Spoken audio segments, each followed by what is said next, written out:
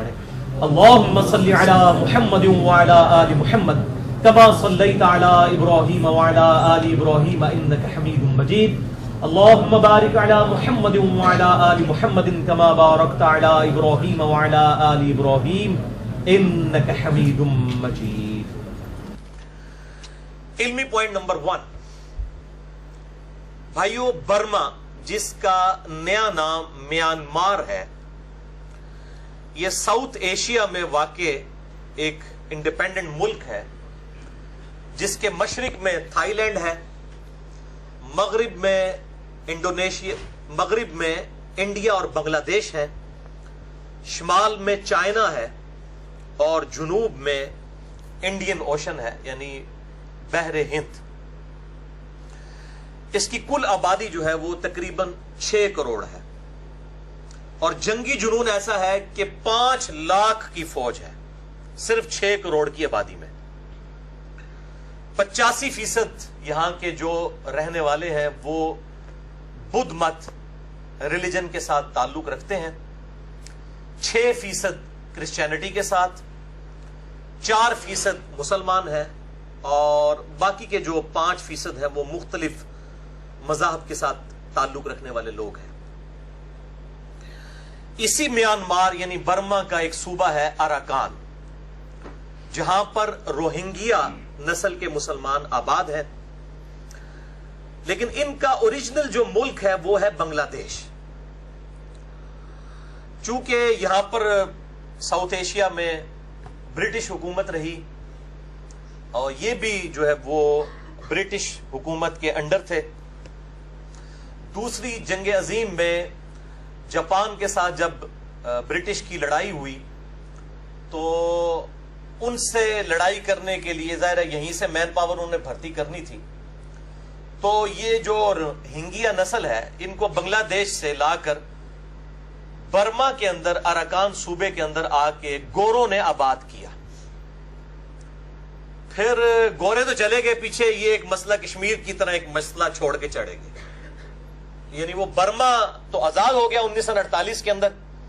अब अराकान सूबे के अंदर रोहिंग्या मुसलमान आबाद थे, वो वापस ना जा सके बांग्लादेश, क्योंकि उन्होंने तो ये समझा कि अब जब हमें हमारे हुक्मरानों ने यहां पर आबाद किया है तो यही हमारा मुल्क है।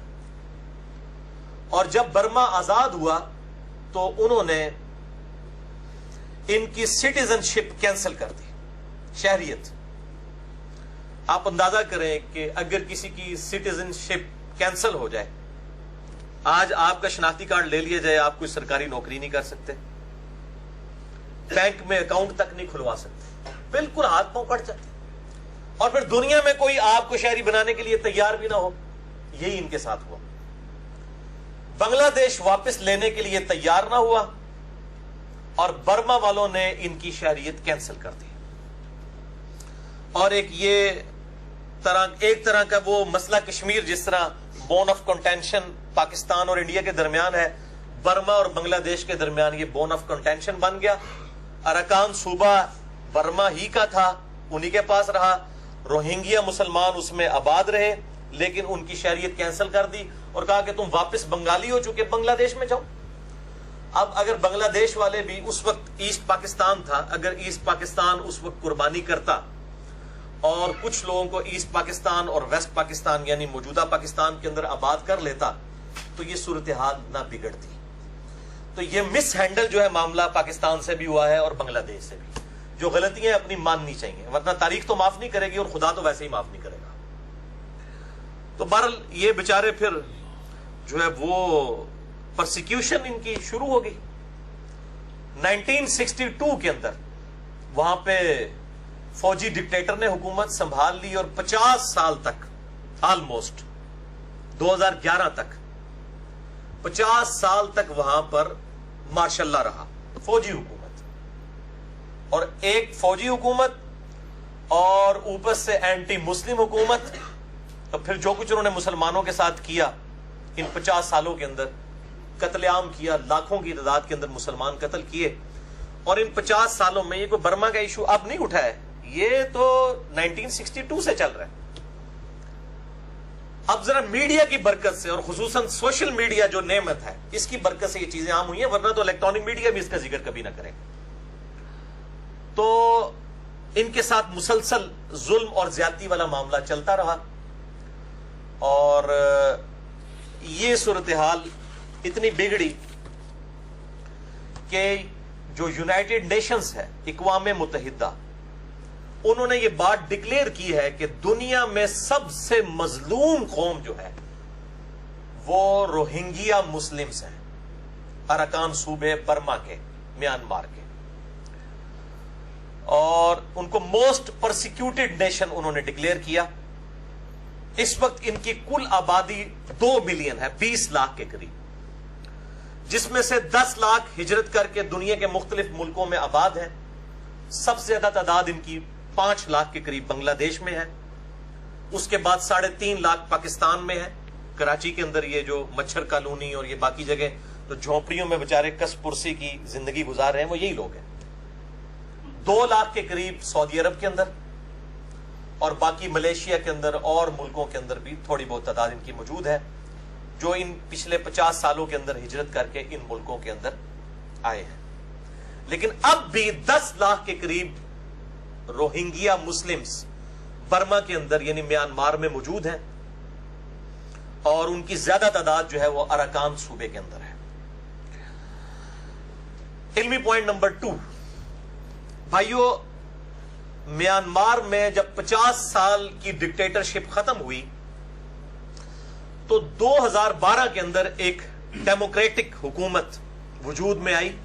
وہاں کی نیشنل موومنٹ کامیاب ہوئی اور انہوں نے وہاں پر جمہوریت کو بحال کیا 50 سال کے بعد. اور اس میں جو ٹاپ آف دا لسٹ ان کی لیڈر ہے وہ ایک خاتون ہے جنہوں نے یہ ساری ایفرٹس کی. ان کا نام ہے آنگ سان سوچی، جن کو انہی خدمات کے پیش نظر امن کا نوبیل پرائز بھی دیا گیا کہ اتنی لمبی ڈکٹیٹرشپ کے خلاف انہوں نے ایک علم بلند کیا اور بڑی قربانیاں دی، اس میں کوئی شک نہیں ہے، اور وہاں پر ڈیموکریسی بحال ہوئی. لیکن اس عورت نے بعد میں ڈیموکریسی کی بھی دھجیاں بکھیری اور امن کی بھی دھجیاں بکھیر دی. اور خصوصاً یہ جو ستمبر 2017 یہ مسلمانوں کے لیے آپ سمجھ لیں وہ 11 ستمبر 2001 جس طرح ایک مسلمانوں پر ایک آفت بن کے ٹوٹا تھا، وہ 7 ستمبر کا مہینہ، اور یہ بھی ستمبر کا مہینہ 16 سال کے بعد ستمبر 2017 یہ برما کے مسلمان جو روہنگیا ہیں ان کے لیے بالخصوص اور باقی مسلمانوں کے لیے انڈائریکٹلی ایک صدمے اور تکلیف کا آپ سمجھیں کہ مہینہ ثابت ہوا. یہ بھی ایک تلخ حقیقت ہے کہ وہاں کے روہنگیا مسلمانوں نے نیشنلٹی کے حصول کے لیے، ظاہر ہے پھر وہ جماعتیں تو بنتی ہیں، آپ کو پتا ہے جہادی تنظیمیں، اور پھر جہادی تنظیمیں جب بھی بنتی ہیں ان میں پھر نوجوان لوگ بھی ہوتے ہیں، پھر وہ غلط ایکٹیویٹیز بھی ہو جاتی ہیں. کچھ لوگوں نے وہاں پر بھی برمی لوگوں کے اوپر بھی، ان کی فوجی چھاونیوں کے اوپر بھی، اور اسی طریقے سے پولیس چوکیوں کے اوپر بھی حملے کیے. ظاہر ہے جب نہتے لوگ یہ کام کریں گے اور مقابلے پہ جب فوج اتر آئے گی تو وہ تو پھر ہزاروں گنا بڑا نقصان کرے گی، اور یہ ہوا وہاں پر. اور ریونج جو ہے پھر ہزاروں مسلمانوں کے قتل کی صورت میں سامنے آیا. اور ظاہر ہے کہ فوجی آپریشن کا مقابلہ عوام الناس نہتے انسان تو نہیں کر سکتے. اور وہاں پر بھی برما کے اندر میانمار میں بھی ہمیشہ کی طرح مذہب کو ٹول کے طور پر استعمال کیا گیا، کیونکہ انسانیت کے لیے سب سے امپورٹنٹ جذبہ جس کے لیے انسان اپنی جان دے سکتا ہے وہ اس کا فیتھ ہے، ریلیجن ہے، مذہب ہے، اور وہی یوز ہوا یہاں پر بھی. چونکہ وہاں پر 85% بدھسٹ تھے تو انہوں نے بدھ مت کو ایز اے ریلیجن اٹھایا وہاں پر. یعنی وہ جو مذہبی دہشت گردی ہوتی ہے جو کئی جگہ پہ مسلمانوں کے ذریعے ہو رہی ہے، وہاں پر بدھسٹ کے ذریعے ہوئی. اور بدھ مت جو دنیا میں ایک امن کے ریلیجن میں سے ایک ریلیجن مانا جاتا ہے، اور جو ان کے پائنیئر تھے گوتم بدھ، وہ تو امن کے آپ سمجھ لیں ایک دائی کے طور پہ پوری دنیا میں جانے جاتے ہیں. تو ہماری یہ ڈسکشن ان فینیٹکس کے بارے میں ہے جو اس مذہب کے اندر مسلمانوں کے ساتھ یہ ظلم کر رہے ہیں. کسی مذہب کے ساتھ ہمارا کوئی اختلاف نہیں ہے. دنیا کے تمام مذاہب, چاہے وہ کرسچینٹی ہو, جوڈائزم ہو, اور بدھ مت ہو, اسلام ہو, جتنے بھی ریلیجن ہیں وہ سب کے سب امن کے ہی دائی ہیں. لیکن ظاہر ہے کہ وہ جذباتی لوگ تو ہر جگہ موجود ہوتے ہیں جو مس یوز کرتے ہیں جہاد اور قتال کے کانسیپٹ کو. اور ظاہر ہے جب یہ مس یوز ہونے کی بات ہوگی تو وہ وہاں کے مذہبی طبقے کے لیڈروں کی بات ہو رہی ہوگی, یعنی مولویوں کی. جیسے مسلمانوں میں علماء اور مولویوں کا طبقہ ہے لیڈرشپ کے اوپر, ریلیجس. ہندوؤں کے اندر پنڈت ہیں, سکھوں کے اندر گرو ہیں, کرسچنز کے اندر پادری ہیں. اسی طریقے سے بدھ مذہب کے اندر جو یہ آپ سمجھ لیں ان کے جو مولوی اور پنڈت اور گرو ہیں نا, وہ بھکشو کہلاتے ہیں. اور انہی کا یہ ایک مفتی اعظم آپ سمجھ لیں برما کا, اور کہہ لیں بھکشو اعظم, ویراتھو اس کا نام ہے, اس کو مس یوز کیا گیا. اس کی ویڈیوز رکھی ہوئی ہیں, بلکہ یہ جب ویڈیو اپلوڈ ہوگی تو وہ تھم نیل کے طور پہ اسی کی منوس کی شکل میں انشاءاللہ ساتھ لگاؤں گا تاکہ کلپریٹ سامنے آئے لوگوں کے. یہ ہے وہ بندہ, اس نے جو ہے وہ بدھ مذہب کے نام کے اوپر لوگوں کو ابھارا, اور نیشنلزم کہ یہ برما تو آپ کا ملک ہے, یہاں پہ آؤٹ سائڈر کیا کر رہے ہیں. جیسے اسرائیل والوں نے کہا کہ یہ اسرائیل تو جو ہے یہودیوں کی جگہ, یہاں پہ مسلمانوں کا کیا کام ہے. بالکل سیم مینٹالٹی ہے. اور اس قسم کے معاملات مسلمان بھی کرتے ہیں. بالکل مسلمان کوئی ستھری اور دھلائی ہوئی کوئی نیشن نہیں ہے. ہم لوگ بھی ایسی حرکتیں کرتے ہیں. جہاں مسلمانوں کا داؤ چلتا ہے مسلمان بھی اس قسم کی غلط ایکٹیویٹیز کرتے ہیں. ہم تو یہاں پہ بالکل انصاف کے ساتھ بات کریں گے, خواہ کسی مسلمان کا ناحق قتل ہو, خواہ کسی انسان کا, کسی بھی مذہب سے تعلق رکھنے والا ہے, ہم اس کو کنڈیم کرتے ہیں. تو انہوں نے یہ پلی لی, چونکہ وہ ویجیٹیرین ہیں یعنی سبزی خور ہیں ہندوؤں کی طرح, بدھ مت بھی, ان کے نزدیک جو ہے جانوروں کا شکار کرنا منع ہے, اور مسلمان گوشت خور بھی ہیں, ظاہر ہے ویجیٹیرین بھی ہیں, گوشت خور بھی ہیں. تو وہ کہتے ہیں جی مچھلیوں کا شکار کرنا, یہ تو مچھلیوں کو قتل کرتے ہیں مسلمان, اس لیے مسلمانوں کا قتل بھی جائز ہے. یہ انہوں نے وہ مذہبی پلی لینی شروع کی. اور بالکل اسی طریقے سے جس طریقے سے انڈیا کے اندر گائے کی قربانی کے اوپر پابندی ہے اور ہندوؤں کے ہاتھوں مسلمانوں کا قتل عام ہوتا ہے کئی جگہوں کے اندر. گجرات شہر کے اندر کس قسم کے فسادات ہوئے, اور یہاں پر وہ جو ان کی آپ سمجھ لیں سیاسی لیڈر بھی ہیں اور ملک کی حکمران آنگ سان سوچی, انہوں نے بھی مذہب کو یعنی یوز کیا. اور پھر ان کی تسلی کے لیے ہمارے پڑوسی ملک انڈیا سے مودی سرکار جو پرائم منسٹر ہیں اس وقت سٹنگ گورنمنٹ کے, وہ ان کی مدد کرنے اور حوصلہ افزائی کے لیے پہنچ گئے کہ جی مسلمانوں کو قتل کرو, یعنی ہمارا اور تمہارا مشن جو ہے وہ ایک ہی ہے. ہم بھی گائے کی قربانی کرنے پہ مسلمانوں کو مارتے ہیں, تم بھی بالکل, تمہارا اور ہمارے ریلیجن میں یہ چیز کامن ہے, تم بھی ویجیٹیرین ہو, ہم بھی ویجیٹیرین ہیں. تو چونکہ یہ ویجیٹیرین ہونا ہمارا کامن ہے, لہٰذا اس چیز کو یوز کیا جائے اور مسلمانوں کو مارا جائے. اب جو آنگ سان سوچی ہے اس کو نوبل پرائز امن کا ملا ہوا ہے, لیکن اس وقت یہ ایک دہشت گرد عورت بن چکی ہے, اور مسلمان پوری دنیا کے اندر پروٹیسٹ کر رہے ہیں جی اس سے امن کا نوبل پرائز واپس لیا جائے.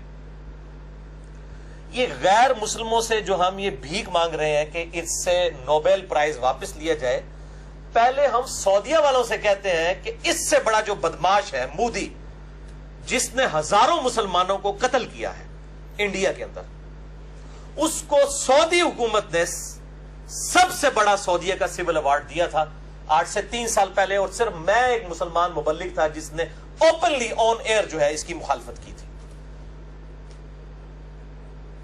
تو پہلے سعودیہ والے مودی سے وہ ایوارڈ واپس لینا, پھر آپ لوگ شکلیں دکھائیں. یہاں پہ جو سعودیہ کے بھی ایجنٹ علماء پھر رہے ہوتے ہیں, میں نام لیے بغیر کہتا ہوں کہ اللہ کے بندو جو تم یہ کہہ رہے ہو نا کہ نوبل پرائز وہ واپس لیں, پہلے آپ اپنے بزرگ بابوں سے جن سے چندے لیتے ہو نا ان کو سمجھاؤ کہ تم لوگ تو مسلمان ہو, تم تو ایوارڈ واپس لے سکتے ہو نا. پہلے اپنی منڈی تھلے سے ڈنڈا پھیرو, بعد میں تو آپ بعد میں کسی کو کچھ کہیں گے. پہلے آپ جو کر سکتے ہیں آپ کے اختیار میں وہ تو آپ کریں نا, تو پتہ چل جائے گا آپ مسلمانوں کے لیے کتنے مخلص ہیں. تو آنگ سان سوچی سے بھی نوبل پرائز واپس لیا جائے. اس سے پہلے سعودیہ والے جو مسلمان حکومت ہے, اور میں یعنی دنیا میں 2 ملکوں کو سمجھتا ہوں کہ یعنی اسلام کو پریکٹس کرنے کے اعتبار سے ٹاپ آف دا لسٹ ملک, نمبر 1 سعودیہ, دوسرے نمبر پہ ایران, اور تیسرے نمبر پہ Pakistan. Top of the list ملکوں میں سے بھی ٹاپ آف دا لسٹ ہے سعودیہ. اگر وہ ایوارڈ مودی سے واپس نہیں لیتا تو پھر سعودیہ والوں کو کوئی حق نہیں پہنچتا, نہ ان کے یہاں پر نمائندوں کو کہ وہ کہیں جی کہ وہ سوچی سے جو ہے نوبل پرائز واپس لیا جائے. علمی پوائنٹ نمبر 3, یہ اب 3 اور 4 جو ہے ہم عام مسلمان کیا کریں, یہ اس ٹاپک پہ ہے. کیونکہ سورۃ الحجرات کی آیت نمبر 10 ہے, اعوذ باللہ من الشیطان الرجیم, بسم اللہ الرحمن الرحیم, انما المؤمنون اخوہ, مومنین تو سوائے اس کے کچھ نہیں ہے کہ آپس میں بھائی بھائی ہیں. دنیا میں جہاں کہیں بھی کوئی اہل اسلام مؤمن ہے وہ آپس میں دوسرے مؤمن کا بھائی ہے.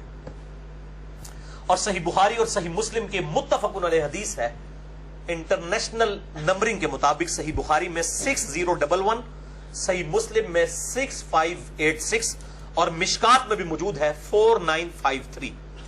آپ صلی اللہ علیہ وآلہ وسلم نے ارشاد فرمایا, تم مؤمنوں کو آپس میں باہم رحمت اور مہربانی کرنے والے اور محبت اور تعاون کرنے والے پاؤ گے. یہ اللہ کے محبوب صلی اللہ علیہ وآلہ وسلم کا فتویٰ ہے, رحمت للعالمین کا فتویٰ ہے, امام کائنات کا فتویٰ ہے صلی اللہ علیہ وآلہ وسلم. اور پھر ساتھ ہی فرمایا, اور ان کو ایک جسم کی مانند پاؤ گے. جب جسم کے کسی عضو کو تکلیف ہوتی ہے تو پورا جسم بیداری میں گزارتا ہے اور اس تکلیف کو محسوس کرتا ہے. یعنی صرف دانت میں درد ہو رہا تو صرف یہ نہیں کہ رات کو دانت جاگ رہا ہوتا ہے, پورا جسم جاگ رہا ہوتا ہے, آنکھیں بھی نہیں سوتی. یہ حال ہونا چاہیے مسلمانوں کا, دوسرے مسلمانوں کی تکلیف کو دیکھ کر, سن کر. بھائیو, اس کانٹیکسٹ میں سب سے پہلا اور سب سے بڑا کام کرنے کا ہے رجوع الی اللہ. مسلمانوں کو ہر معاملے میں اللہ ہی کی طرف رجوع کرنا چاہیے. صحیح مسلم میں حدیث ہے, انٹرنیشنل نمبر کے مطابق 6929, مشکات میں بھی ہے 2228, کہ آپ صلی اللہ علیہ وآلہ وسلم نے فرمایا, مسلمان بھائی کی اپنے بھائی کی غیر موجودگی میں کی ہوئی دعا قبول ہوتی ہے. یعنی ہم یہاں پہ موجود ہیں, ان کے لیے تو غیر موجود ہے نا, برما کے مسلمانوں کے لیے ہماری دعا ان کے حق میں قبول ہوتی ہے. اور پھر ساتھ ہی فرمایا کہ جو کوئی اپنے بھائی کے لیے غیر موجودگی میں دعا کرتا ہے, اللہ تعالیٰ ایک فرشتہ اس کے ساتھ مقرر کرتا ہے جو آمین آمین کہتا ہے, اور ساتھ ہی کہتا ہے اے اللہ اس دعا مانگنے والے کو بھی اسی کی مثل عطا فرما جو یہ اس شخص کے لیے مانگ رہا ہے. سبحان اللہ, اللہ اکبر کبیرہ, والحمد للہ کثیرہ, وسبحان اللہ بکرۃ واصیلا. تو دعا مانگیں, یہ سب سے زیادہ ضروری چیز ہے. اسی کانٹیکسٹ میں قنوت نازلہ بھی پڑھی جائے, جو صحیح بخاری اور مسلم میں درجنوں احادیث ہیں کہ آپ صلی اللہ علیہ وآلہ وسلم کفار کے ظلم و ستم کے خلاف کئی دن تک آپ نے ہر فرض نماز کی آخری رکعت میں رکوع کے بعد ہاتھ اٹھا کر دعائے ضرر فرمائی ہے, قنوت نازلہ پڑھی ہے. ایک قنوت وتر ہے جو عشاء کی نماز میں ہوتا ہے, وہ رکوع سے پہلے ہوتا ہے ہاتھ باندھ کر, یہ قنوت نازلہ ہے. تو ہماری یہاں پہ کئی جہادی تنظیمیں عرصہ دراز سے ماشاءاللہ فل پریکٹس میں ہے قنوت نازلہ پڑھنے کی, تو انہی کو چاہیے کہ آپ میدان عمل میں اتریں اور ان لوگوں کے خلاف بھی قنوت نازلہ پڑھیں جو برما کی, میانمار کی فوج مسلمانوں کے ساتھ کر رہی ہے. دعائیں اور اذکار ان کا بھی اہتمام کیا جائے.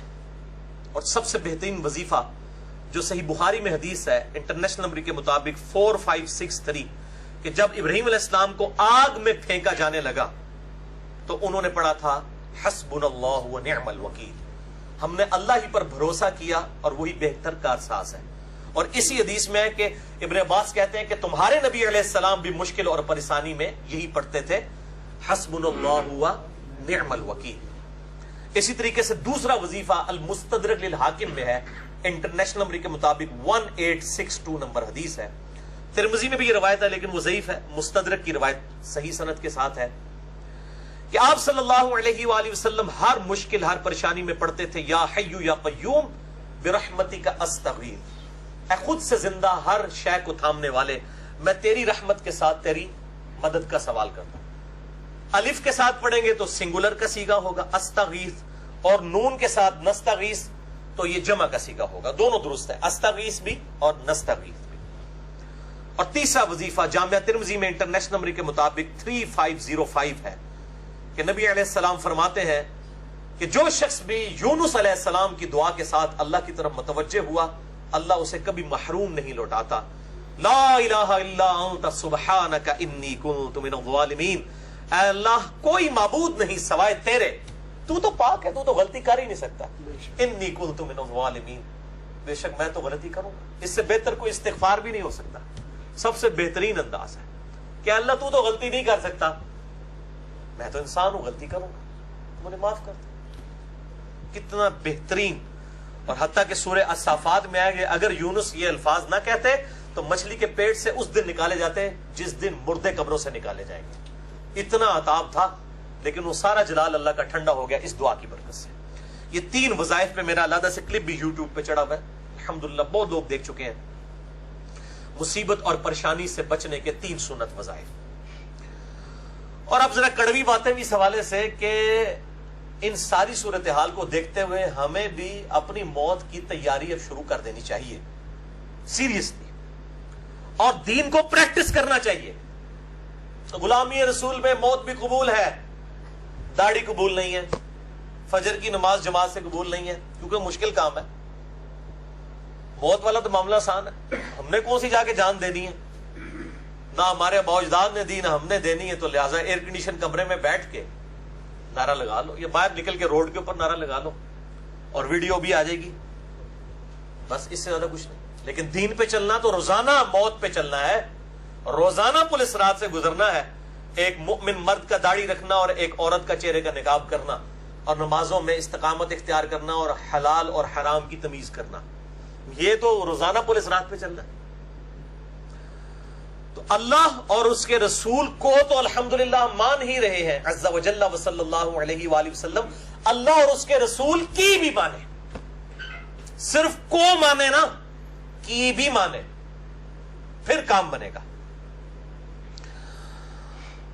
اور باقی جو مسلمان جو اس وقت یہاں پہ بھی 100 کے قریب لوگ جو بڑے ایئر کنڈیشن ماحول میں بڑے مزے کے ساتھ سمیت میرے بیٹھے ہوئے ہیں، اور مسلمان ملکوں میں بیٹھے ہوئے ہیں، خواہ ہم پاکستان میں بیٹھے ہیں یا دنیا کے کسی بھی اسلامی ملک میں یا ایون غیر اسلامی ملک میں، بڑے سکون کی جو زندگی گزار رہے ہیں، اللہ کا شکر ادا کریں کہ اللہ تعالیٰ نے ہمیں ان آزمائشوں سے نہیں گزارا. یہ اللہ تعالیٰ کا بہت شکر ہے. اور اس نعمت کا احساس کہ انسان کے پاس کسی ملک کی نیشنلٹی ہونا، اور خصوصاً اسلامی ملک کی نیشنلٹی ہونا، اور اس میں بھی میں سمجھتا ہوں پاکستان جیسے ملک کی نیشنلٹی ہونا جس میں فریڈم آف ایکسپریشن بھی ہے، الحمدللہ یہ بہت بڑی نعمت ہے. اس نعمت کی قدر روہنگیا مسلمانوں سے جو اراکان صوبے میں برما میانمار کے اندر ذلت کی زندگی گزار رہے ہیں، ان سے کوئی پوچھے کہ یہ ملک کی نیشنلٹی اور وہاں پر سکون کی زندگی گزارنا یہ کتنی بڑی نعمت ہے. اور یہ حقیقت ہے کہ وہ لوگ جنہوں نے اس وقت پاکستان بننے کی مخالفت کی تھی، یقیناً ان کو اپنی اب اس غلطی کا احساس ہو چکا ہوگا کہ وہ کہتے ہیں نہیں جی وہ مسلمان ڈیوائیڈ ہو گئے ہیں. آپ بھائی پورے ساؤتھ ایشیا کے مسلمان بھی جمع کر لینا، تب بھی غیر مسلم ان سے زیادہ ہیں. آج بھی انڈیا میں 90 کروڑ ہندو ہیں. انڈیا اور پاکستان کے مسلمان ملا کے اس کے آدھ کو بھی مشکل سے پہنچتے ہیں. لہذا یہ جن لوگوں کے دماغ میں تھا نا کہ ہم اکٹھے رہتے تو آج ہمارا ملک ہوتا، تو اے جناب کنو کاٹ لو، ڈیموکریسی میں یہ پاسبل نہیں ہے. آج بھی ہندوؤں کی حکومت ہی ہوتی. آج بھی سب کانٹیننٹ میں 20% مسلمان ہیں، 80% جو ہے وہ غیر مسلم.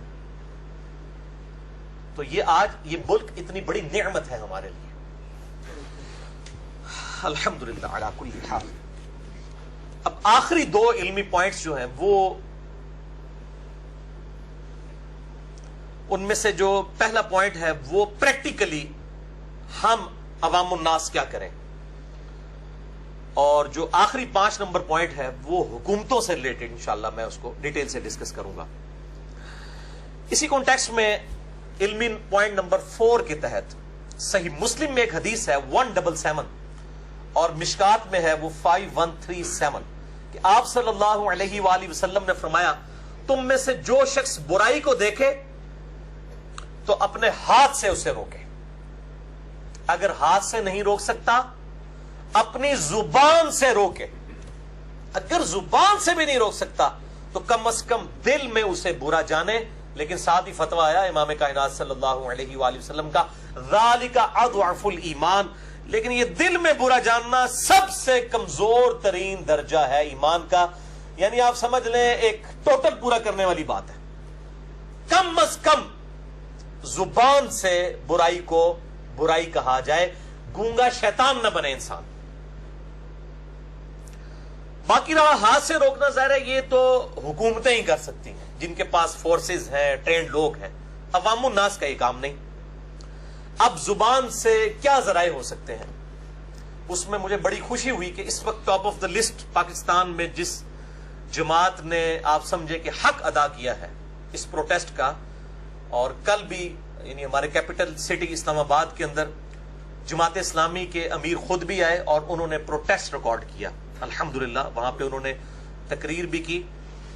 تو یہ اس قسم کے پروٹیسٹ پلے کارڈز اٹھا کے ہونے چاہیے. میں بالکل اس چیز کے حق میں نہیں ہوں کہ یہ احتجاج جو ہے وہ تخریب کاری بن جائے یا ٹائر جلائے جائیں یا پتلے نظر آتش کیے جائیں یا کسی ملک کا جھنڈا نظر آتش کیا جائے. یہ بالکل غیر اخلاقی حرکات ہیں. یہ بالکل اس قسم کے کام نہیں ہونے چاہیے. پلے کارڈز اٹھائیں، تقاریر کریں، لوگوں کو ایجوکیٹ کریں. اور یہ پروٹیسٹ صرف مسلمانوں کے قتل عام کے خلاف نہیں ہونا چاہیے. جہاں کہیں بھی کوئی انسان کسی بھی مذہب سے تعلق رکھنے والا اس کے ساتھ ظلم ہو رہا ہے، مسلمانوں کو اس کے حق کے لیے کھڑا ہونا چاہیے. ہمارے پڑوسی ملک کے اندر کتنے سکھوں کو قتل کیا گیا، کتنے کرسچنز کو انڈیا کے اندر قتل کیا گیا. ان مواقع کے اوپر بھی مسلمانوں کو ضرور بولنا چاہیے. اگر ہم اپنے آپ کو امن کا دائی اور ریلیجن آف پیس سمجھتے ہیں تو واقعی پھر ہمیں امن کے لیے بولنا چاہیے، کیونکہ یہ اسلام جو ہے یہ پوری انسانیت کے لیے. وَمَا أَرْسَلْنَاكَ إِلَّا كَافَّةً لِلنَّاسِ بَشِيرًا وَنَذِيرًا. اور اے محبوب صلی اللہ علیہ وآلہ وسلم ہم نے آپ کو نہیں بھیجا مگر ڈر سنانے والا پوری انسانیت کے لیے. وَمَا أَرْسَلْنَاكَ إِلَّا رَحْمَةً لِلْعَالَمِينَ. اور ہم نے آپ کو نہیں بھیجا مگر سارے جہان والوں کے لیے رحمت بنا کر صلی اللہ علیہ وآلہ وسلم. اور آپ دیکھ لیں میں الحمدللہ اس معاملے میں مجھ سے مزاج ہوں. یہ پچھلے دنوں جو واقعہ ہوا بارسلونا اسپین میں نہتے انسانوں ٹورسٹ کے اوپر جب وین دوڑائی گئی تو میری الحمدللہ ویڈیو لاکھوں لوگوں تک پہنچی. میں نے سب سے پہلے کنڈیم کیا کہ دہشت گردی خواہ مسلمانوں کی طرف سے ہو یا غیر مسلموں کی طرف سے غلط کام بالکل غلط ہے. بلکہ میں نے یہ ارادہ کیا کہ آج کی گفتگو اور وہ والا جو میرا 21 منٹ کا کلپ ہے اس کو فرحان بھائی 183 مسئلہ بنا کے نا انشاءاللہ الگ سے اپلوڈ کریں گے تاکہ یہ دونوں گفتگو ایک جگہ پہ کمبائنڈ ہو جائیں انشاءاللہ تعالی. بہرحال یہ جو آج کی گفتگو ہے اس کو ہم علیحدہ ہی رکھیں گے. 183 مسئلہ جو ہے وہ ہمارے کمپلیٹ لیکچرز والا جو یوٹیوب کا چینل ہے میرے نام پہ انجینئر محمد علی مرزا اس پہ اپلوڈ ہوگا. لیکن جو شارٹ کلپ والا چینل ہے اس پہ ہم صرف آج کی گفتگو جو روہنگیا مسلمانوں سے ریلیٹڈ ہے اس کو اپلوڈ کریں گے. اسی طریقے سے جتنی این جی اوز ہیں نان گورنمنٹ آرگنائزیشنز جو فنڈز اکٹھا کر رہی ہیں ان کا تعاون کریں ان کے ساتھ. اور اس میں جو رجسٹرڈ لوگ ہیں جیسے جماعت اسلامی والوں کی الخدمت فاؤنڈیشن ہے، اسی طریقے سے عیدی ویلفیئر والے ہیں، ان کو ضرور فائنینشلی سپورٹ کیا جائے. اور حکومت بھی جو فنڈ ریزنگ کرتی ہے اس میں حکومت کا بھی ساتھ دیا جائے. لیکن یہ جو آج کل کچھ پرائیویٹ تنظیمیں جو ہے وہ مجاہدین بھرتی کر رہی ہیں جہاد کو پرائیویٹائز کرنے کے لیے، ان کے اوپر کڑی نظر رکھی جائے اور ان کی بالکل کوئی مدد نہ کی جائے.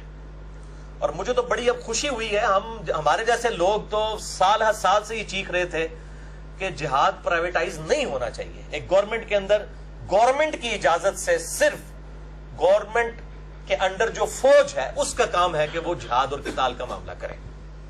جہاد پرائیویٹائز ہونا ہی نہیں چاہیے. اور الحمدللہ آج اب تو ہماری وزارت داخلہ اور وزارت خارجہ کی طرف سے بھی بالکل اسٹیٹ کی پالیسی آ چکی ہے کہ یعنی جو جہاد ہے یہ پرائیویٹائز نہیں کیا جائے گا, اور نان اسٹیٹ ایکٹرز جتنے ہیں ان کو ڈسکریج کیا جائے گا. اسی طریقے سے عام مسلمان سوشل میڈیا, یوٹیوب, فیس بک, واٹس ایپ کے ذریعے بھی اپنی آواز زبان کے ذریعے جہاد کر سکتے ہیں. اور یہ بات یاد رکھیں کہ اس وقت پوری دنیا کے انسانوں کی نظریں مسلمانوں پہ جمی ہوئی ہیں. یہ نہ ہو کہ ہم ایک رو میں بہہ کر گالی گلوچ پر اتر آئیں, دوسرے جو مذاہب کے لوگ ہیں ان کی جو لیڈرشپ پہ جو ان کی بزرگ ہستیاں ہیں, خواہ وہ جھوٹے معبود ہی ہیں, ان کے بارے میں کوئی نیگیٹو کامنٹس پاس کریں یا کوئی تخریبی کام کریں ٹائر جلا کے یا پتلے جلا کے. یہ کام نہیں ہونے چاہیے. پلے کارڈز تک رہیں اور علمی اصلاح کریں گالی گلوچ سے بچ کر. اور میں اپنی طرف سے نہیں کہہ رہا, سورۃ الانعام کی آیت نمبر 108 ہے, 108, وَلَا تَسُبُّوا الَّذِينَ يَدْعُونَ مِن دُونِ اللَّهِ, مت گالی دو ان لوگوں کو, ان کو کہ جن کو پکار رہے ہیں کافر اللہ کو چھوڑ کر, جن بتوں کو, جن ہستیوں کو اللہ کو چھوڑ کر پکار رہے ہیں ان کو گالی مت دو. فَيَسُبُّ اللَّهَ عَدْوًا بِغَيْرِ عِلْمٍ, کہیں ایسا نہ ہو کہ وہ بغیر علم کے اللہ کو گالیاں دینا شروع کر دیں. تم ان کے جھوٹے معبودوں کو بھی گالیاں مت دو. گالی دینے کی اجازت نہیں ہے. باقی کسی کی علمی غلطی, کسی کے ریلیجن کی غلطی علمی طریقے سے ہائی لائٹ کرنا یہ بالکل ٹھیک ہے, لیکن گالی گلوچ والا, نیگیٹو الفاظ والا معاملہ نہیں ہونا چاہیے. تو اسلام جو ہے یہ کنفرنٹریشن جو ہے, محاذ آرائی, اس کو پسند نہیں کرتا. اس سے دعوت کا راستہ رک جاتا ہے. البتہ دہشت گردی کے خاتمے کے لیے ظاہر ہے کہ وہ کنفرنٹریشن بعض اوقات آرمڈ کنفلکٹ, تلوار بھی اٹھانی پڑتی ہے, لیکن وہ بھی حکومتوں کا کام ہے ایک بہترین طریقے کے ساتھ اور ایک مینیجیبل مینر کے ساتھ یہ معاملات ہونے چاہیے. الل ٹپ اور ایٹ رینڈم نہیں ہونے چاہیے. اور اسلام ہی تو اس کا بانی ہے. اسلام نے رومن اور پرشین امپائر کو اکھاڑ کے پھینکا, اور پوری دنیا میں جو مذہبی جبر تھا کہ انسان انسان کے سامنے جھکتا تھا اور تلوار کی نوک کے اوپر لوگوں کو کلمہ پڑھوایا جاتا تھا اپنے مذہب کا, اس چیز کی اسلام نے سب سے پہلے مخالفت کی اور مذہبی جبر کو ختم کیا. یہ رومن اور پرشین امپائر جو ختم ہوئی ہیں, یہ اسلام دور جدید کا خالق ہے. میں اس کے اوپر کافی دفعہ ڈسکشن کر چکا ہوں. اور روہنگیا مسلمانوں پر یہ جو ظلم ہوا, اس کے ریسپانس پہ جو مسلمان دنیا میں سامنے آئے, تو ایک سائلنٹ میسج پوری دنیا کے مسلمانوں نے دیا ہے. چاہتے نہ چاہتے ہوئے ایک خاموش پیغام دنیا کے مسلمانوں کی طرف سے پوری دنیا کو گیا ہے, اور ایک دوسرے کے پاس بھی گیا ہے پیغام کہ اب وقت آ گیا ہے کہ مسلمان فرقہ واریت کو 3 طلاقیں دے کر اور 4 تکبیریں پڑھ کے دفنا دیں. دنیا میں کہیں ڈسکشن نہیں ہو رہی ہے کہ جو یہ روہنگیا کے مسلمان ہیں ان کا فرقہ کون سا ہے. کتنی خوشائن بات ہے. سب کے سب, خواہ سنی ہو, خواہ شیعہ ہو, خواہ اہل حدیث ہو, شافعی ہو, مالکی ہو, حنبلی ہو, اثنا عشری کوئی بھی ہو, سب کے سب مسلمانوں کے حقوق کے لیے, روہنگیا مسلمانوں کے حقوق کے لیے کھڑے ہیں. کسی نے اس ڈیٹیل میں نہیں گیا کہ انہوں کا فرقہ کون سا ہے, اور اللہ کا شکر ہے نہیں گیا الحمدللہ. ورنہ اگر اس شکل میں پڑ جاتے تو ظاہر ہے کہ پھر تو معاملہ بگڑ جاتا تھا. ویسے میں آپ کو بتا دیتا ہوں کہ وہ 100% حنفی مسلمان ہے, اور ان میں بھی اکثریت بریلویوں کی ہے, اور اس کے بعد کچھ دیوبندی ہے. تبلیغی جماعت کا کافی اچھا کام ہے وہاں پہ. تو یہ میں اس لیے نہیں بتا رہا کہ اہل حدیث چندہ ہی دینا چھوڑ دیں یا شیعہ چندہ دینا چھوڑ دیں.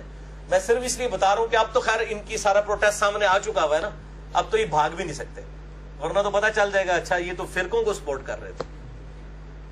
تو کل کو کسی کا بھی نمبر لگ سکتا ہے, اللہ معافی دے, اللہ تعالیٰ فتنوں سے محفوظ فرمائے.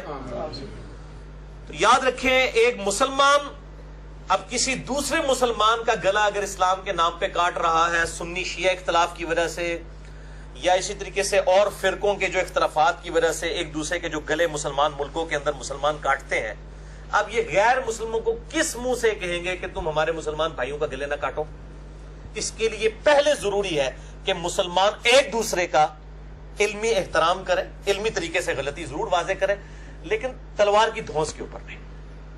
ورنہ ہم غیر مسلموں کو پھر ان کو بھی ہاتھ پہنچتا ہے, بدھسٹ کو 85% ہے وہاں پہ, مسلمانوں کو ماریں گے وہ.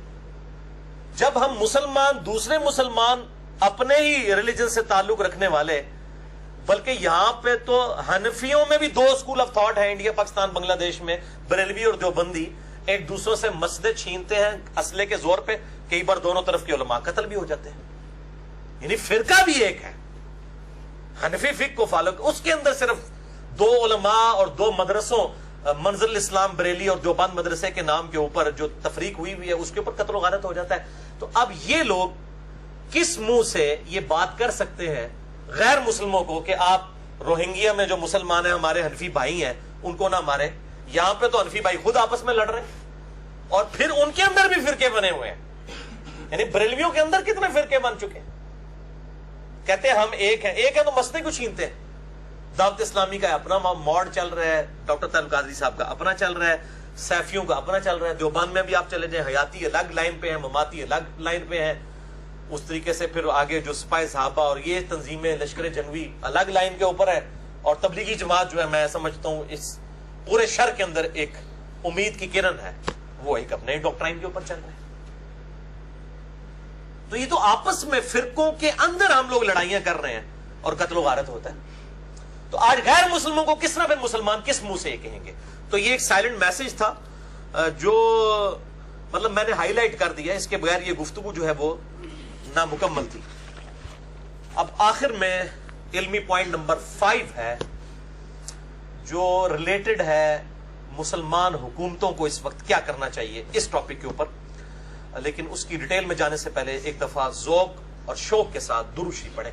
اللہم صلی علی محمد وعلی آل محمد کما صلیت علی ابراہیم وعلی آل ابراہیم انک حمید مجید.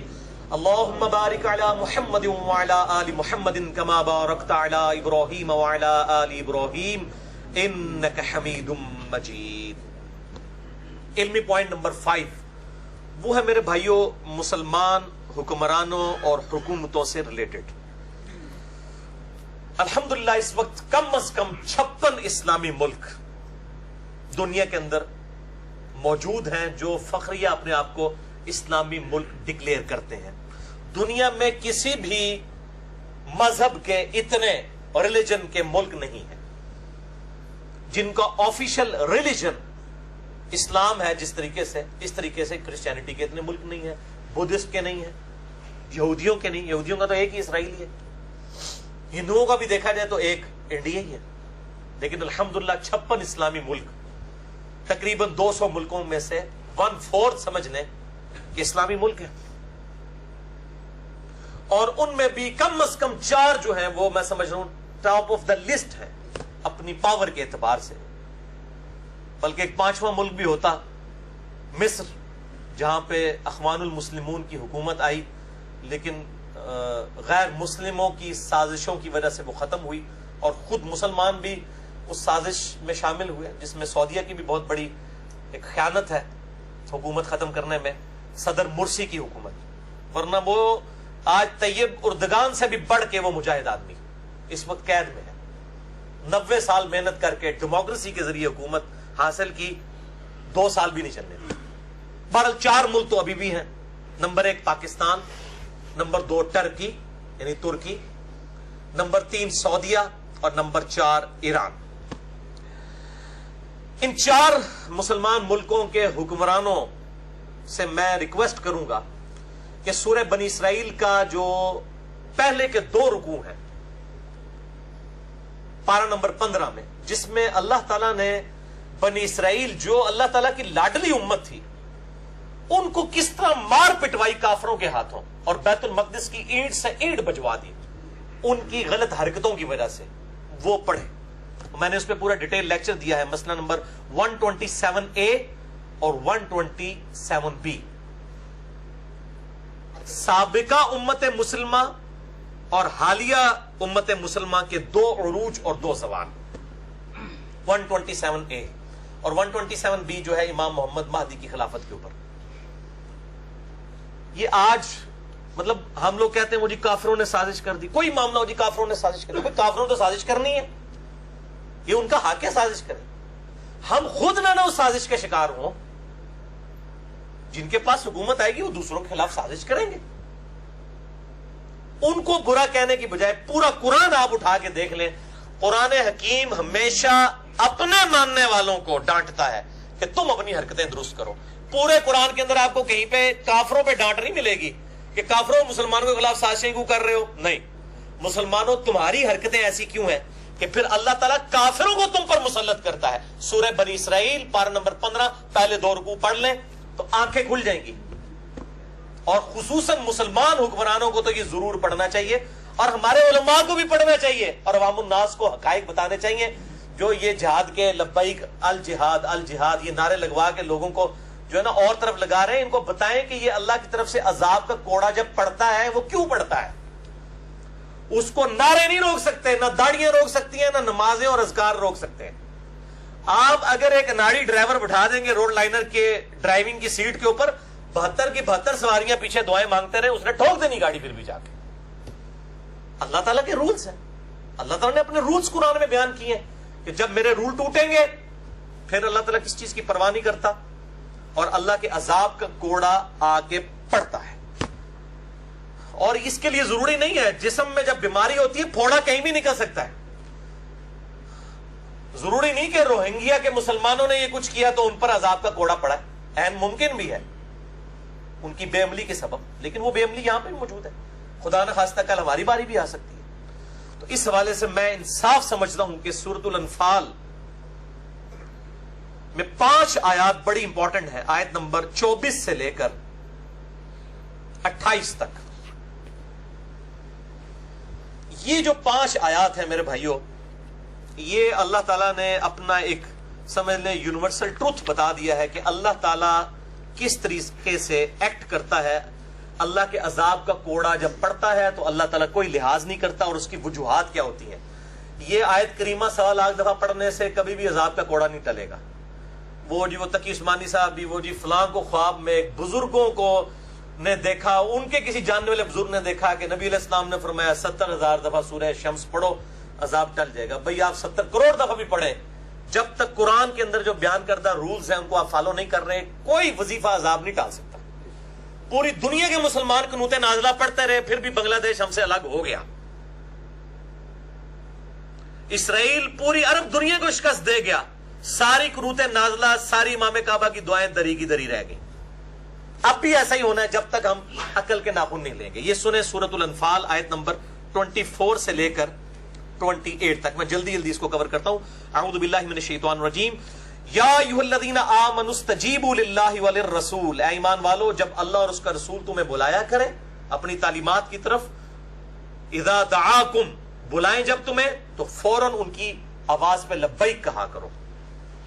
لما یحییکم، تاکہ وہ تمہیں ایک زندگی کی طرف لے جائیں. یعنی دنیا میں بھی امن اور آخرت کی الٹیمیٹ زندگی ملے گی جب اللہ اور اس کے محبوب صلی اللہ علیہ وآلہ وسلم کی اطاعت کی جائے گی. وَاعْلَمُوا أَنَّ اللَّهَ يَحُولُ بَيْنَ الْمَرْءِ وَالْقَلْبِ، اور خوب کان کھول کر سن لو کہ بے شک اللہ تعالیٰ خود حائل ہو جاتا ہے انسان اور اس کے دل کے درمیان. یہ بہت خطرناک معاملہ ہے. اللہ تعالیٰ کہتا ہے ہم حائل ہو جاتے ہیں، پھر پلے نہیں کوئی بات پڑتی. جب اللہ تعالیٰ حائل ہو جائے کسی کی عقل اور اس کے درمیان تو اس کو کوئی بات سمجھ نہیں آ سکتی. وَأَنَّهُ إِلَيْهِ تُحْشَرُونَ، اور یہ جان رکھو بے شک تم نے مر کے اسی کی طرف اٹھنا ہے. وَاتَّقُوا، اور ڈر جاؤ. یہ وہ آیت ہے، آیت نمبر 25 سورۃ الانفال. یہ سارے مسلمان حکمرانوں کے لیے، ان سب لوگوں کے لیے جو ایئر کنڈیشن کمروں میں بیٹھے ہوئے ہیں اور آج روہنگیا کے مسلمانوں کی بات کر رہے ہیں، وہ بھی کان کھول کے اس آیت کو سن لیں. ڈر جاؤ، فتنۃ لا تصیبن الذین ظلموا منکم خاصہ، ڈر جاؤ, اللہ کا تقوی اختیار کرو اور اس فتنے سے ڈر جاؤ کہ جو خاص ان لوگوں پر ہی نہیں آئے گا جو ظلم کرنے والے ہیں, بلکہ عوام الناس پہ بھی آ جائے گا. یہ اللہ کا اصول ہے. یعنی جب ذبح ہوتی ہے, جس قوم بنی اسرائیل پہ جب عذاب آیا تھا تو اس کے سارے ہی گئے گزرے تھے. یا مسلمانوں کے اوپر جو تکلیف آتی ہے کہ سب کے سب بھی جو ہے وہ اللہ کے نافرمان نہیں. دنیا میں عذاب اللہ کا سب پہ آتا ہے. ہاں, آخرت اہل ایمان جو اچھے لوگ ہیں ان کی اچھی ہوگی, بروں کی بری. لیکن دنیا میں جب اللہ کا عذاب آتا ہے, چاہے وہ زلزلے کی شکل میں آئے, تو اس میں نافرمان لوگ بھی مرتے ہیں اور فرمانبردار لوگ بھی, تابع فرمان بھی مر جاتے ہیں. ڈر جاؤ اس فتنے سے کہ جب وہ آئے گا تو خالص ان لوگوں پر نہیں آئے گا جو ظلم کرنے والے ہیں, بلکہ عوام الناس پہ بھی آ جائے گا.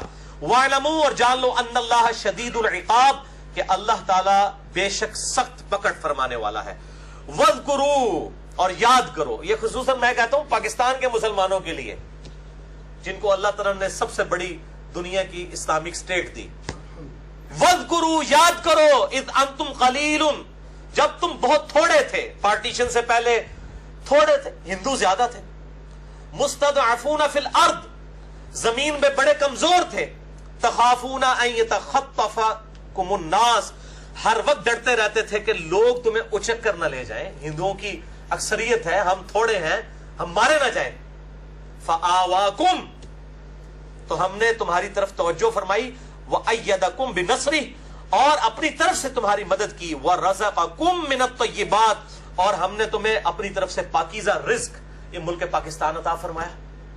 لعلکم تشکرون, تاکہ تم شکر کرو. یہ طویل خاص کے اعتبار سے تو صحابہ کرام کے لیے ہے, جن پہ مکے میں ظلم ہو رہے تھے. اللہ نے ان کو ایک آلٹرنیٹو بیس ریاست مدینہ عطا کی. لیکن یہ قیامت تک کے لیے, یہ لگے بالکل لگ رہا ہے آج کی آیات ہے. تو دیکھ لو نا, یاد کرو اس وقت کو جب تم زمین میں تھوڑے تھے, ڈرتے رہتے تھے. یہی کچھ تھا. یہ دو قومی نظریہ کیا تھا؟ ہم ڈرتے تھے کہ ہندوؤں کی تعداد زیادہ ہے, ہمیشہ یہی حکومت میں رہیں گے, ہم کہاں جائیں گے مسلمان. تو اللہ تعالیٰ فرماتا ہے ہم نے تمہاری مدد کی اور تمہیں رزق عطا فرمایا تاکہ تم شکر کرو, لیکن تم نے شکر نہیں کیا. یا ایھا الذین آمنوا, اے ایمان والو, اے پاکستانیوں, لا تخونوا اللہ والرسول, مت خیانت کرو اللہ اور اس کے رسول کے ساتھ. تم نے تو نعرہ لگایا تھا پاکستان کا مطلب کیا, لا الہ الا اللہ محمد رسول اللہ صلی اللہ علیہ وآلہ وسلم. اب خیانت تو نہ کرو. وَتَخُونُوا أَمَانَاتِكُمْ, اور آپس میں ایک دوسرے کے ساتھ بھی خیانت نہ کرو. وَأَنْتُمْ تَعْلَمُونَ, جبکہ تم جانتے تو ہو کہ تم غلط کام کر رہے ہو. یعنی حکومتیں تو پاکستانیوں کے ساتھ جو سلوک کر رہی ہیں, کیا ایک پاکستانی دوسرے پاکستانی کے ساتھ جو سلوک کرتا ہے وہ کیا آج ہمارے سامنے نہیں ہے؟ اپنے مسلمان بھائی کے ساتھ ایک ریڑھی بیچنے والا بھی جو پیسہ لیتا ہے دھوکے کے ساتھ وہ غلط سامان بیچ میں ڈال دیتا ہے. یہ حکومت تو اس کو آ کے نہیں کہہ رہی ہوتی کہ یہ کام کرو. تو سب نے پورا حصہ ڈالا ہوا ہے اس ظلم کے اندر. اللہ تعالیٰ اس ظلم کی جو سوچ ہے اس سے اس امت کو نجات عطا فرمائے, آمین. وَاعْلَمُوا, اور جان لو, انما الاموالکم واولادکم فتنہ, یہ مال اور تمہاری اولاد تمہارے لیے آزمائش کا ذریعہ ہے. اسی مال اور اولاد کے لیے لوگوں کی خیانتیں ہڑپ کر رہے ہو نا, اور اسلامی نظام کو نافذ نہیں کر رہے ہو اپنے ملک کے اندر, اور مسلمانوں کے ساتھ ظلم و زیادتی کر رہے ہو. کس کے لیے؟ اپنی اولاد کے لیے جوڑ کے جانا چاہتے ہو, مال اپنے لیے جوڑنا چاہتے ہو. یہ تو صرف دنیا کا مال ہے اور یہ فتنہ ہے, آزمائش ہے. وَأَنَّ اللَّهَ عِندَهُ أَجْرٌ عَظِيمٌ, اور بے شک اللہ کے پاس تو بہت ہی عظیم اجر ہے. قیامت والے دن ہمیشہ کی جنتیں مقدر ہونے لگی ہے, اس کو ٹارگٹ کرو, دنیا کی لالچ چھوڑ. یہ آیات تھی سورۃ الانفال آیت نمبر 24 سے 28.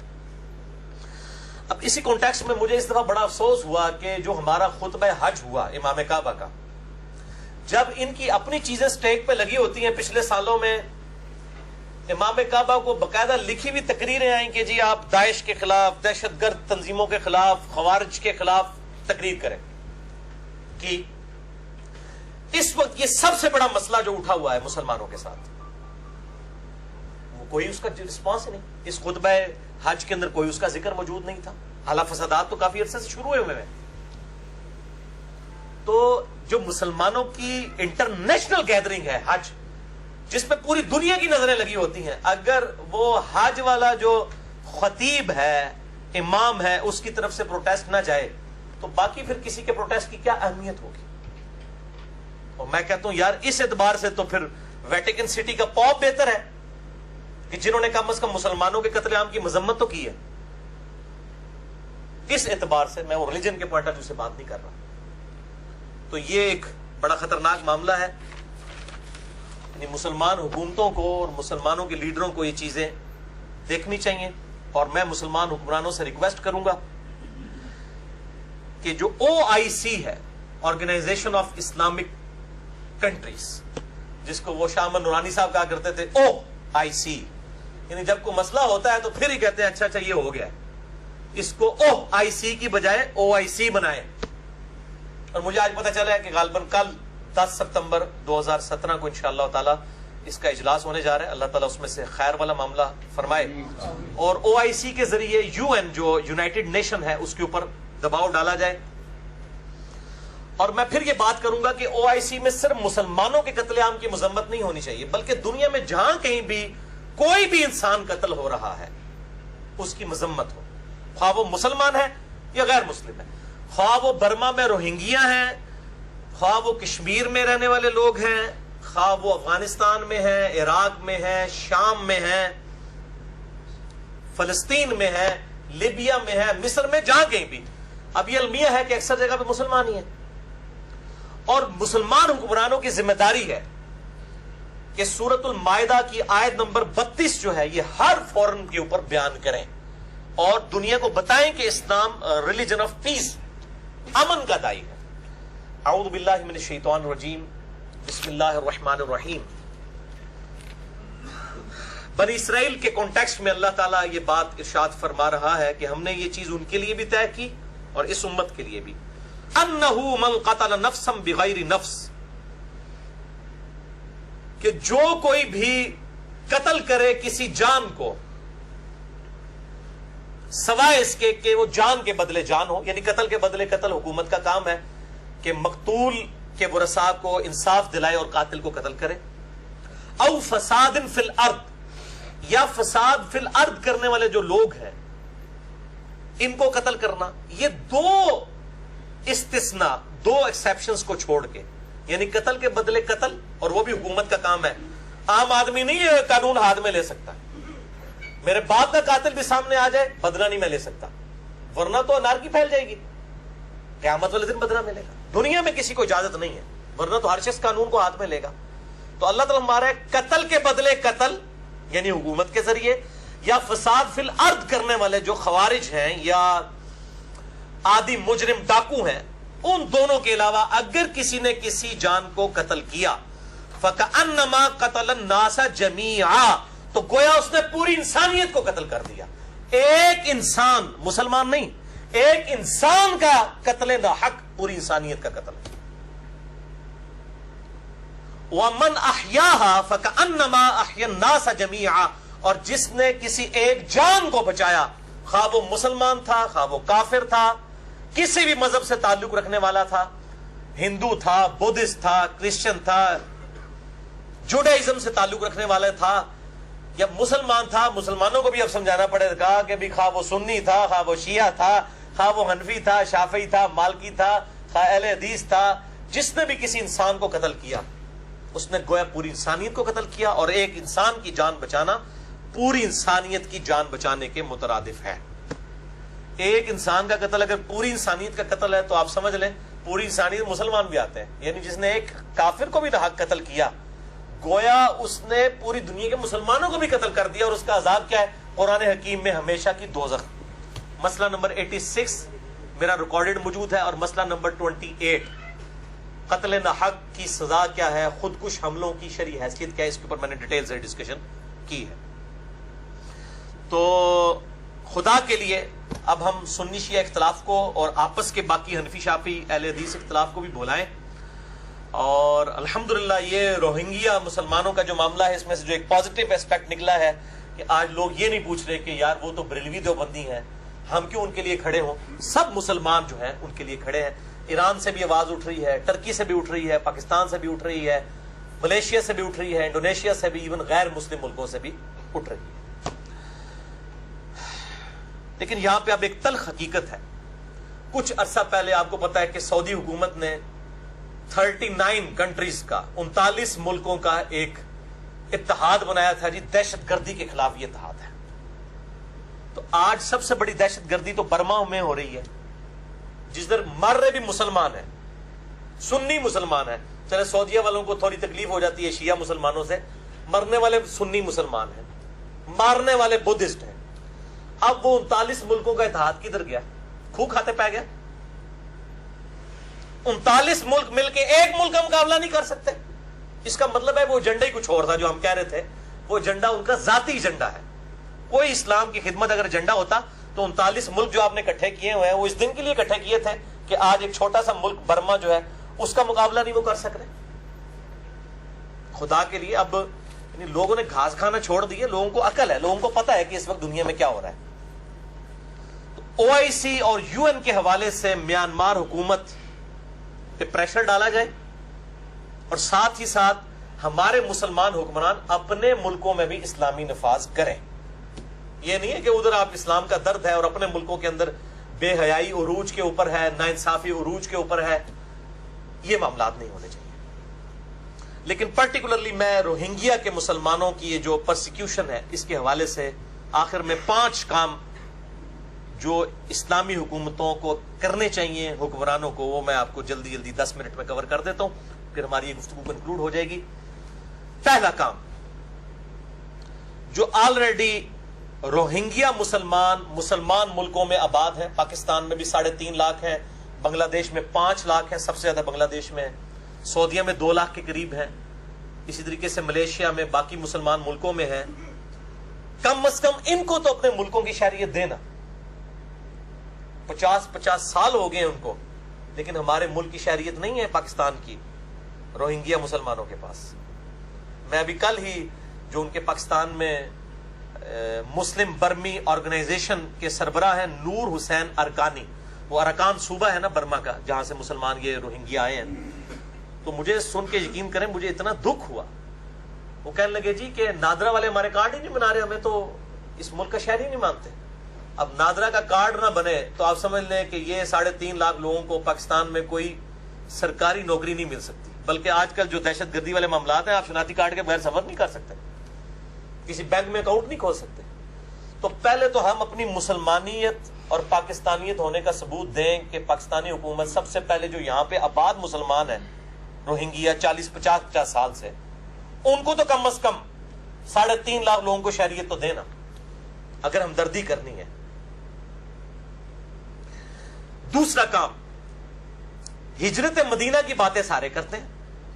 جب ہمارے ملک کے اندر جہاد کے اوپر بات کی جاتی ہے تو فوراً پورے وہ ٹی وی اینکر بیٹھ کے تو کہتے ہیں نہیں جی وہ جو نبی صلی اللہ علیہ وسلم نے صلح حدیبیہ بھی تو کی تھی نا جی، تو ہمیں کافروں کے ساتھ صلح حدیبیہ کرنی چاہیے.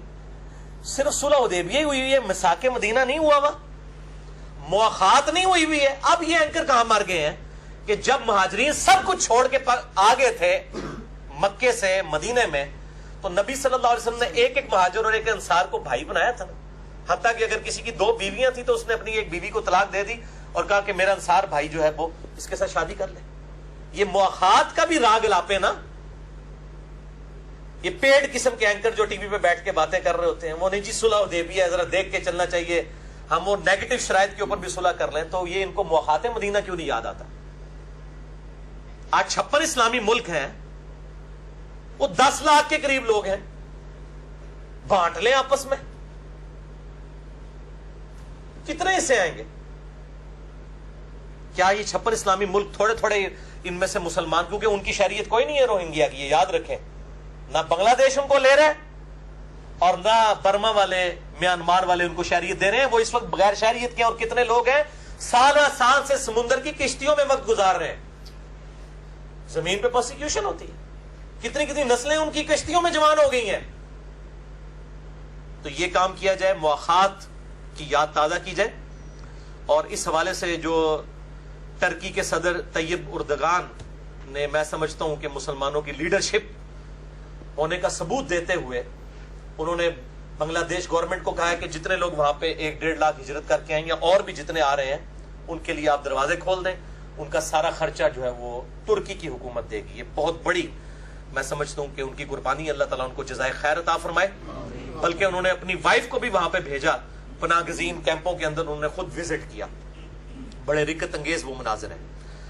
تیسرا کام یہ ہے کہ جو ملک میں این جی اوز ہیں رجسٹرڈ, جو واقعی صحیح کام کر رہی ہیں, جیسے جماعت اسلامی کی الخدمت فاؤنڈیشن ہے یا عیدی ویلفیئر والے ہیں, ان کے ساتھ مل کے پاکستان کے اندر خصوصاً حکومت جو ہے فنڈ ریزنگ کرے ان لوگوں کی مدد کرنے کے لیے. اور باقی اسلامی ملکوں میں بھی ہر جگہ این جی اوز موجود ہیں جو صحیح این جی اوز ہیں, وہ فنڈ ریزنگ کرے اور حکومت جو ہے وہ ان کی پش پناہی کرے تاکہ فراڈیوں سے جان چھوٹے. ورنہ جناب فنڈ ریز کرنے والے مولوی آپ ہی کھا جان گے جی. اور ساتھ ہی ساتھ ان تنظیموں کے اوپر نظر رکھیں کہ یہ کوئی پرائیویٹ جہاد کے لیے لوگ بھرتی نہ کر رہے ہوں, کیونکہ آج کل ایسے لوگ بھی میدان میں نکل آئے ہیں. اور میں نے پہلے بھی بتایا آپ کو کہ اب الحمدللہ ہم تو بہت پہلے سے ہی شور مچا رہے تھے, اب تو ہماری اسٹیٹ پالیسی آ گئی ہے وزارت خارجہ اور وزارت داخلہ کی طرف سے کہ پاکستان میں کوئی نان اسٹیٹ ایکٹر نہیں ہوگا, اور جہاد جو ہے یہ صرف گورنمنٹ کا کام ہے کہ وہ جہاد کرے. چوتھا کام, تمام اسلامی ملک اپنے ملکوں میں سے میانمار یعنی برما کے سفارت خانے ختم کریں, سفیروں کو چھٹی کروا کے گھر بھیجیں. جب دنیا میں 50 سے زیادہ ملکوں سے یہ فارغ ہوں گے نا تو ایک دنیا میں ہلچل مچ جائے گی. یہ کوئی چھوٹی چیز نہیں ہے. اور اس میں پہلا سٹیپ مالدیو والوں نے لے بھی لیا ہے, انہوں نے سفارت خانہ بند کر دیا ان کا اور سفیر کو واپس بھیج دیے. باقی یہ 50 سے زیادہ جو ملک ہیں اسلامی 56 کے قریب, یہ بھی یہی کام کریں. اور میں پھر کہوں گا کہ سعودیہ چونکہ لیڈرشپ پہ ہے, سعودیہ, ایران, پاکستان اور ٹرکی, سعودیہ جو ہے یہ مودی سے سول ایوارڈ واپس لے, کیونکہ سب سے بڑا سپورٹر اس وقت برما میں قتل عام کا وہ یہ مودی ہے. ہم یہ تو کہہ رہے ہیں کہ جی وہ آنگ سان سوچی سے جو ہے وہ نوبل پرائز امن کا واپس لیا جائے. اور پہلے مسلمانوں نے جو ایوارڈ دیے ہوئے ہیں مودی کو, جس نے مسلمانوں کا قتل عام کیا ہوا ہے گجرات کے اندر, انڈین گجرات کے اندر, تم لوگ تو پہلے واپس لو نا ایوارڈ, پھر کافروں کو کسی منہ سے بات کرو گے. ورنہ تو اگر یہ پوچھ رہے کہ تسی آپ تے واپس نہیں لیندے ہو تو آپ کس منہ سے ان کے ساتھ بات کر سکتے ہیں. پانچواں اور آخری کام وہ یہ ہے کہ او آئی سی اور یو این کا اجلاس تو ضرور منعقد کروایا جائے, ساتھ ساتھ ایک بین المذاہب کانفرنس ہونی چاہیے جس میں پوری دنیا کے جتنے ریلیجن ہیں ان کے لیڈرز کو بلایا جائے, ریلیجس لیڈرز کو. یعنی ویٹیکن سٹی کے پاپ کو کرسچنز کی طرف سے بلایا جائے, یروشلم میں بیٹھے ہوئے یہودیوں کا جو ہیڈ ہے اس کو بلایا جائے, امام کعبہ شریک ہوں, پاکستان سے جو بڑے بڑے علماء ہیں وہ شریک ہوں, انڈیا کے علماء شریک ہوں, اور سارے اسی طریقے سے تبت سے جو ہے وہ بدھسٹ لیڈر کو بلایا جائے. تمام مذاہب کے لوگوں کو بلا کے ایک جوائنٹ بیانیہ ہونا چاہیے کہ دہشت گردی کسی بھی ریلیجن کا حصہ نہیں ہے. یہ الگ سے ایک, جس طرح ایتھیزم ڈینائل آف گاڈ منکرین خدا کا بھی ایک مذہب بن چکا ہے, اس طرح دہشت گردی ایک الگ سے مذہب ہے. اس کا نہ کرسچینٹی سے تعلق ہے, نہ بدھائزم سے, نہ جوڈائزم سے, نہ ہندوازم سے, اور نہ ہی اسلام کے ساتھ. ایک جوائنٹ بیانیہ آنا چاہیے, یہ سب سے زیادہ ضروری ہے. اور تمام مذہبی لیڈر تمام دنیا کے مذاہب کے اعلان برات کریں, اور ساتھ ہی ساتھ روٹ کاز انالیسس بھی کیا جائے کہ دنیا میں جہاں کہیں بھی کوئی دہشت گرد تنظیمیں اٹھ رہی ہیں ان کی وجوہات کیا ہیں. ظاہر ہے کہ جب آپ کسی قوم کے ساتھ زیادتی کرتے ہیں تو پھر ان میں سے ظاہر ہے اس طرح کی تنظیمیں اٹھتی ہیں ریونج کے طور پہ. میں ان تنظیموں کو جسٹیفائی نہیں کر رہا, لیکن ہر ایکشن کا ریئیکشن تو ہوتا ہے. ان کازز کو بھی ختم کرنا چاہیے کہ دنیا میں مسلمانوں کی بالخصوص اور باقی لوگوں کی بالعموم پرسیکیوشن نہ ہو. نہ ہندوؤں کو نہ حق قتل کیا جائے, نہ سکھوں کو, نہ بدھسٹ کو, نہ کرسچنز کو, اور نہ ہی مسلمانوں کو.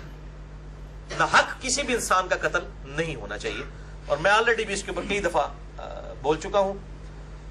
بہرحال آخر میں بات کروں گا تو اس کے بغیر تو پھر آج کی گفتگو نامکمل ہے. کاش آج مسلمان اتنے مضبوط ہوتے کہ ان کافروں کا ہاتھ روک سکتے ہیں, کیونکہ سب سے فوری حال تو یہی ہے کہ فوجی چڑھائی ان کے اوپر کی جاتی ہے. لیکن ظاہر ہے کہ اب مسلمان اس پوزیشن میں نہیں ہے, حقیقت بات ہے. پلس اب ملکوں کی باؤنڈریز بھی بن چکی ہیں. اس پوری صورتحال کے اندر یعنی دنیاوی معاملات اور ریلیجن کی جو باؤنڈریز ہیں اس کو دیکھ کے معاملات کو طے کرنا چاہیے. بہرحال اگر پوری دنیا کے مسلمان ملک مل کے کوئی ایک جوائنٹ اس قسم کا کوئی ایڈونچر کرتے ہیں مسلمان حکمران, اور وہ مل کے ہو کنسنسس کے ساتھ, تو بالکل مسلمان امت کو سپورٹ کرنا چاہیے اس معاملے میں. کوئی پیچھے ہٹنے والی بات نہیں, کیونکہ دہشت گردی کا خاتمہ امن کے لیے, اس کے لیے آرم کنفلکٹ بھی ضروری ہے. لیکن یہ جو پرائیویٹ جہاد کے لیے بھرتیاں ہو رہی ہیں نا, یہ تو بندے وہاں جا کے مریں گے, ان کو پتہ ہی نہیں, یہ ہو سکتا ہے اپنوں کو ہی مار کے آ جائے, کیونکہ ظاہر ایک پورا ایک پریسائز کام ہے. اس طریقے سے پورا اکوپمنٹس ہوتے ہیں اور پھر معاملات کو دیکھنا ہوتا ہے, جغرافیہ ہوتا ہے. عام بندے کی کمپیٹنسی ہی نہیں ہے کہ وہ اس طرح جا کے لڑے. باقی عام آدمی انڈائریکٹلی شامل ہے. ظاہر ہے میں پہلے بھی عرض کر چکا کہ ہم جو ٹیکسز کا پیسہ دیتے ہیں, انہی ٹیکسز کے ذریعے ہم تو ایک صابن کی ٹکیا کے اوپر بھی ٹیکس دیتے ہیں. ہم پیٹرول کے اگر 70 روپے لیٹر دے رہے ہیں, اس میں سے آدھے 35 روپے ٹیکس دے رہے ہوتے ہیں گورنمنٹ کو. انہی ٹیکسز میں سے ہمارے جو عسکری جو معاملات ہیں وہ چلتے ہیں. تو ہر بندہ جو ہے وہ اپنا حصہ ڈال رہا ہے. ظاہر ہے کہ جسم میں بھی آنکھ کا کام دیکھنا ہے, آنکھ کا کام چکھنا تو نہیں. آپ مرچ یہاں ڈال کے تو چکھ نہیں سکتے. مرچ کو چکھنے کے لیے زبان ہوگی, سننے کے لیے کان ہوں گے, بولنے کے لیے زبان ہوگی, دیکھنے کے لیے آنکھیں ہوں گی, چلنے کے لیے پاؤں ہوں گے, پکڑنے کے لیے ہاتھ ہوں گے. اسی طریقے سے جو فوجی معاملات ہیں اس میں لڑنے کے لیے اور لوگ ہوں گے, پیچھے سے فائنینشیل سپورٹ کرنے والے اور ہوں گے. ظاہر ہے جب سیدنا عمر فاروق رضی اللہ تعالیٰ عنہ علیہ السلام نے فوجی چھاونیاں قائم کی تھی, تو سیدنا عمر خود تو آگے جا کے نہیں لڑتے تھے, فوج ہی لڑتی تھی. آج بھی اگر کوئی ایسا معاملہ ہوتا ہے, ظاہر ہے پرائم منسٹر آف پاکستان نے تو جا کے آگے نہیں لڑنا نا, ہم نے لڑنا ہے, فوج نے ہی لڑنا ہے, جن کو اس کام کے لیے اس پوری امت نے اتنی ہیوی بجٹ کے ساتھ جو ہے وہ اپوائنٹ کیا ہوا ہے. تو یہ پوری امت اس میں شامل ہو جائے گی.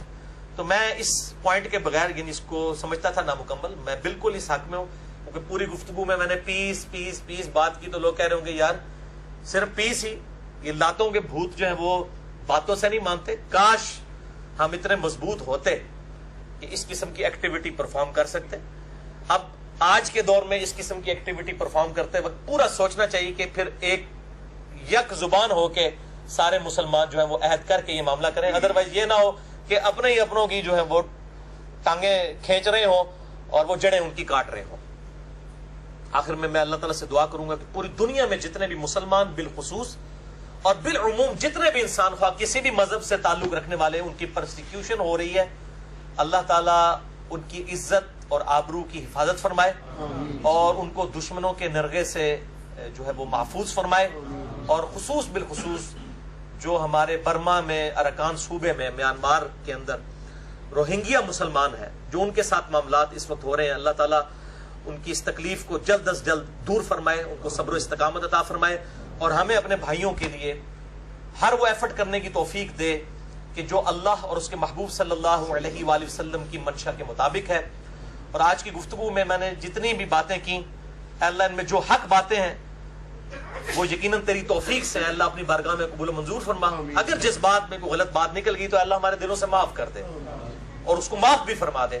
ہمیں کتاب و سنت کی تعلیمات کو خود بھی اس پہ چلتے ہوئے سمجھ کر دوسرے مسلمان بھائیوں تک پہنچانے کی توفیق عطا فرمائے. سبحانک اللہم و بحمدک, اشہد ان لا الہ الا انت, استغفرک و اتوب الیک, وما علینا الا البلاغ المبین. جزاکم اللہ خیرا و احسن الجزاء.